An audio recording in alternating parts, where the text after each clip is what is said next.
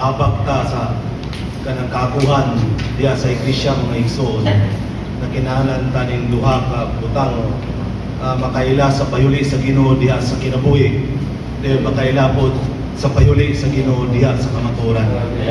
Lamat importante gyud kayo dahil sa usa ka mangako diay nga kinahanglan makaila gyud ta sa kinabuhi. Sa knowing of life is detail gid kay pag-ay dito nga ang human life is not a real life. Yun, dili po siya ang tawhanong kinabuhi, ang tanang kinabuhi, dili siya maisip na kinabuhi.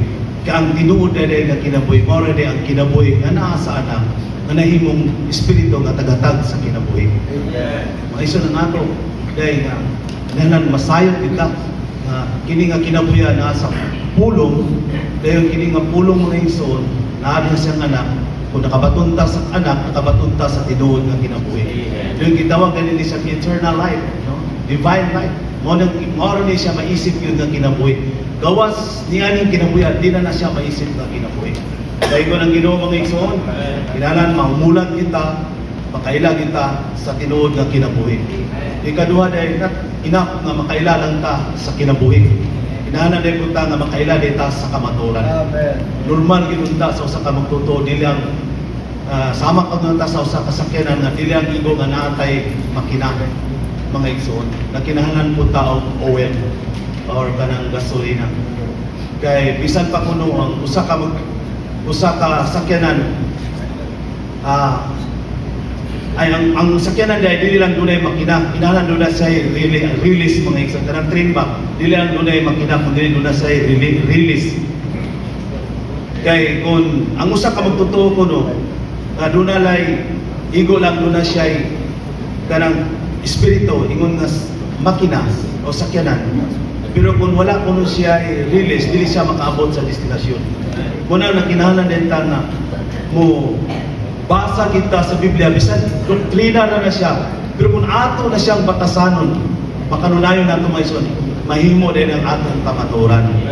Di magalapit ta nga manaa sa kamatuoran pinaagi ni doktrina nga atong ibasa mga igsoon, madala din ta sa kadagaya diya sa kinabuhi.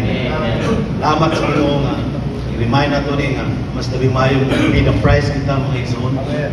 Karon wala na kitay rason pa nga dita makabato na nang gitawag og kanang hubad payuli ba kanang Cebuano na ginakayo mga igsoon. Sa una nalistan ta kay natoy baligyan sa una 5,000 to kato ay 6,000 katong plated in English pagyud tungod sa panglantaw po sa mga igsoon karon kay Cebuano na gina mga igsoon po nyo. Dahil una ako mga igsoon nagbaton jud ko ana taas nga panahon jud kay 2003 mong ko na. Dahil dili po siya dali jud magkuhan, pero nag-desire jud ko nga Lord digid magsilbi wala mo ani kay usaha man nato pagkahimong kadato sa kinabuhi kung wala kita ang ani nga mga basahon. Natinap lang ganing ka ng hubad payulit, mga life study messages pag ganing more pa mga basahon gyud diha na sa payulit sa Ginoo. So mga igsoon pan lang grab karon kay dili away naman yun, di na gyud unta rason dili ta mga tao nga abos nga wala tay dili ta mga nasa dimnasyon mga igsoon nga naara sa uhod, naara sa mga dahon na naam tatali nga bini mga igsoon nga produce gyud og kinabuhi daygo na Ginoo.